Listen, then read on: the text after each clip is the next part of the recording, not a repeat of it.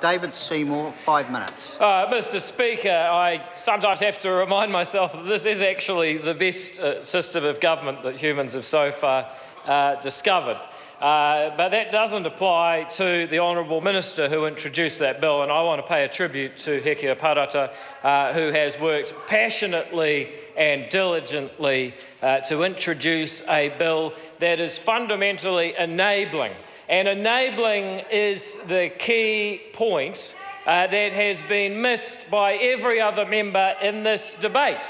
And so many members on the other side of the House have made the argument, I know a school somewhere who might not want to take advantage of an enablement in this bill. Mr. Speaker, what a non sequitur to say that because not everybody wants to take advantage of a freedom, the freedom should not be allowed. Mr. Speaker, this bill enables educators to act more freely in a number of ways.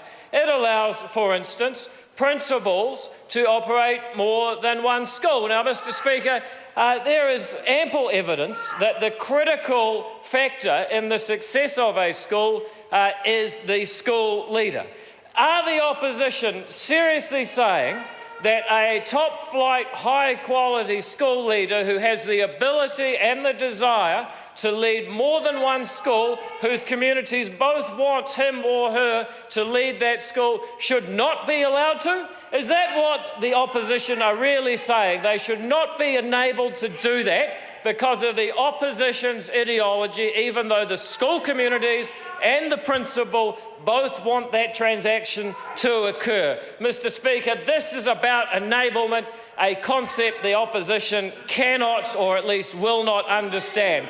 A similar argument could be made for opening hours and allowing schools to become more flexible. But, Mr. Speaker, I'd like to focus on a particular enablement. And, Mr. Twyford, I'm not too concerned if it's a word or not, because everybody knows what I mean. And the enablement for partnership schools kura horua is that their sponsors can be tertiary institutions.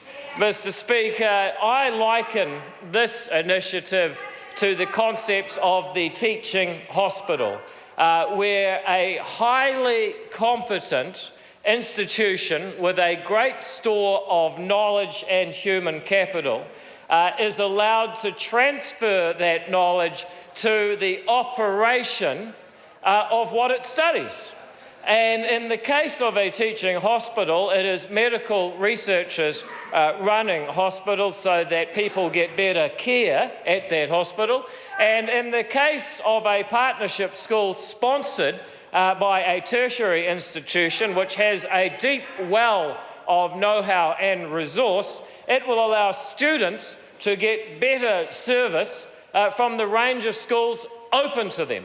And only the opposition would say that if the student wants to do it, if the teacher wants to do it, if the tertiary education institution wants to do it, and if the sponsor of the school wants to operate the school, then, oh no, we in this House should stand up and give asinine, content-free speeches and tell them they shall not pass. Mr. Speaker, I'm proud to be on the side of a government that says to our communities that we will enable them to do the things that make their lives better.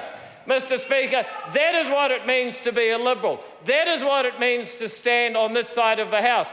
That is what it means to be connected with communities and care about them and give them better options for educating themselves. The member interjecting over there knows that his party should be supporting this policy, but his party cannot, and he knows exactly why that is, and the letters are PPTA. How pathetic. Mr. Speaker, this bill enables our communities to better educate their children and their mokopuna, and I stand proudly here today in support of this bill for the ACT Party. Thank you, Mr. Speaker.